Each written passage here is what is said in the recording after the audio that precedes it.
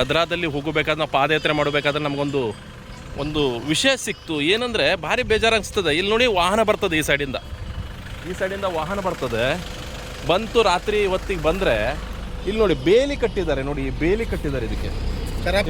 ಇಲ್ಲಿ ನೋಡಿ ಇದು ಬೇಲಿ, ಈ ಬೇಲಿ ಕಟ್ಟಿದ್ದಾರೆ.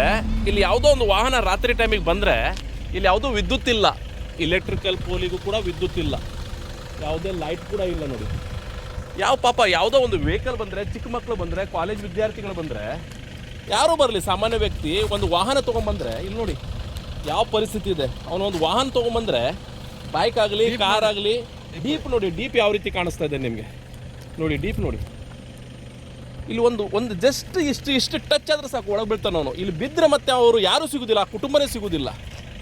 ಇದು ಈ PW ಇಲಾಖೆಗೆ ನಾನು ಹೇಳ್ತಾ ಇದ್ದೇನೆ, ಇದು ಮೋಸ್ಟ್ಲಿ ಇದು PW ಇಲಾಖೆಗೆ ಬರ್ತದೆ ಅನಿಸ್ತದೆ ನನಗೆ.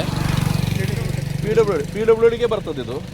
ನೋಡಿ ಅವ್ರಿಗೆ ಸ್ವಲ್ಪನೂ ಮರ್ಯಾದೆ ಇಲ್ಲ PW ಇಲಾಖೆಗೆ. ಈ ಸ್ವಲ್ಪನಾರ ನೋಡಬೇಕಲ್ಲ ಅವರು.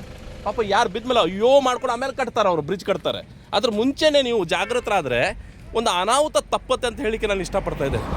ಇಲ್ಲಿ ನೋಡಿ ಭಾರಿ ದೊಡ್ಡ ಅನಾಹುತ ಆಗುವ ಸಂಭವ ಇರುತ್ತದೆ ಮಳೆಗಾಲದಲ್ಲಾಗಲಿ. ಈಗಲೂ ಒಂದು ಸಂಭವ ಇರುವ ಮುಂಚೆನೇ ನಾನು ಹೇಳ್ತಾ ಇದ್ದೇನೆ, ಜಾಗೃತರಾಗಿರ್ರಿ PWD ಇಲಾಖೆಗೆ. ನೋಡಿ ಇಲ್ಲಿ ಬಿದ್ದರೆ ಒಂದು ಕುಟುಂಬನೇ ಸರ್ವನಾಶ ಆಗುತ್ತೆ. ಯಾರೂ ಬೀಳ್ಬೋದು, ನಮ್ಮವರು ಬೀಳ್ಬೋದು, ಪಾಪ ಹೊರಗಿಂದ ಹೊರ ಜಿಲ್ಲೆದವರು ಬಂದ್ಕೊಂಡು ಬೀಳ್ಬೋದು. ಅದಕ್ಕಾಗಿ ನಾನು PWDಗೆ ಹೇಳ್ತಾನೆ ಇದ್ದೇನೆ, ಆದಷ್ಟು ಬೇಗ ಇದನ್ನು ಬ್ರಿಡ್ಜ್ ಕಟ್ಟಿ ಒಂದು ವ್ಯವಸ್ಥೆ ಮಾಡಿ ಅಂತ ಹೇಳ್ಕೊಂಡು ಹೇಳ್ತಾ ಇದ್ದೇನೆ.